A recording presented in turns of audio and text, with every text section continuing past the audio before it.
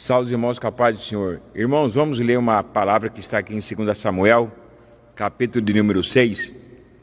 E tornou Davi a juntar todos os escolhidos de Israel, em número de 30.000.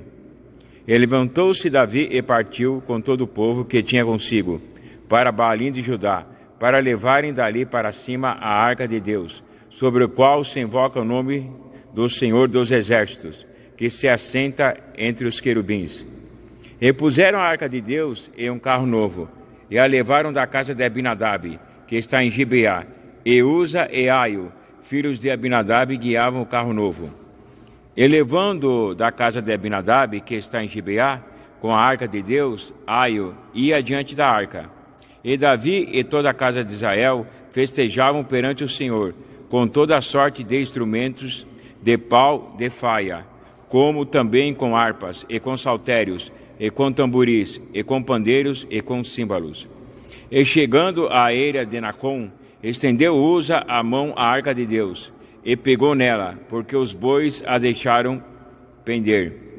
Então a ira do Senhor se acendeu contra Uza, e Deus o feriu ali por esta imprudência, e morreu ali junto à arca de Deus.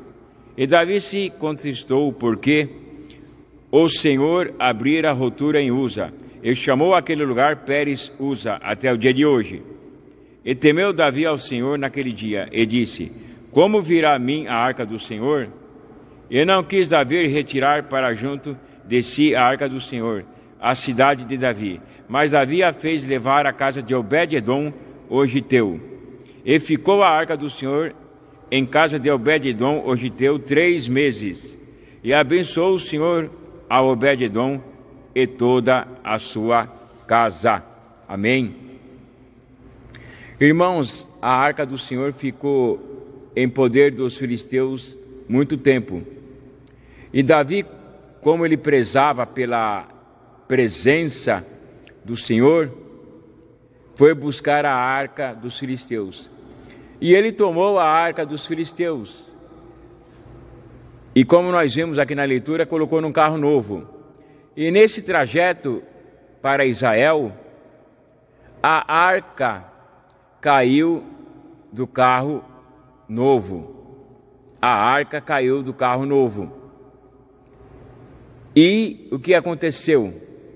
Uza, querendo não deixar a arca do Senhor cair no chão, tocou na arca. E nós sabemos que só os levitas e os sacerdotes podiam carregar e tocar na arca. O que isso quer dizer para nós? Às vezes tem pessoas que estão fazendo uma função que não é dele, e quando nós fazemos uma função que não é nossa, nós não prosperamos, as coisas não vão para frente. Uza não foi chamado para tocar na arca. Só os sacerdotes e os levitas podiam tocar, como eu falei. Mas Uza, ele quis ajudar a Deus, e ninguém ajuda a Deus.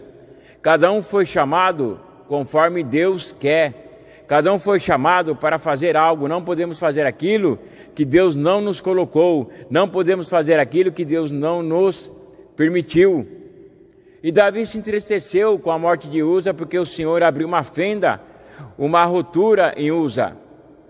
Por isso que até o dia de hoje aquele lugar chama Pérez Uza, como acabamos de ver. E Davi, para não transportar a arca errado, porque estava transportando a arca errado, em cima de um carro de boi que não podia, ele deixou na casa de Obed-edom. E nós vimos nessa leitura que com a arca na casa de Obed-edom, a casa de Obed-edom prosperou. E a arca só ficou ali 3 meses. 3 meses foi suficiente para a casa de Obed-edom, toda a sua casa prosperar, não só Obed-edom, toda a sua casa, toda a sua parentela, toda a sua família. O que nós possamos aprender com isso? Como eu falei no começo sobre presença, a arca do Senhor representa a presença de Deus na nossa vida. Quando nós temos a presença de Deus na nossa vida, tudo dá certo. Quando nós temos a presença de Deus na nossa vida, Deus faz prosperar a nossa vida. A presença de Deus é importante para nós. Nunca podemos deixar a presença de Deus de lado. O Espírito Santo habita em mim. O Espírito Santo habita em nós. O Espírito Santo é a presença de Deus em nossa vida. Quando nós prezamos pelo Espírito Santo, que é a presença de Deus na nossa vida, em tudo a nossa vida vai bem. Como diz lá em Mateus 6,33, buscai o reino de Deus e sua justiça, e todas estas coisas vos serão acrescentadas. Irmãos, não podemos deixar a presença de Deus de lado. Que eu e você nós tenhamos a presença de Deus na nossa vida, para a nossa vida ir tudo bem.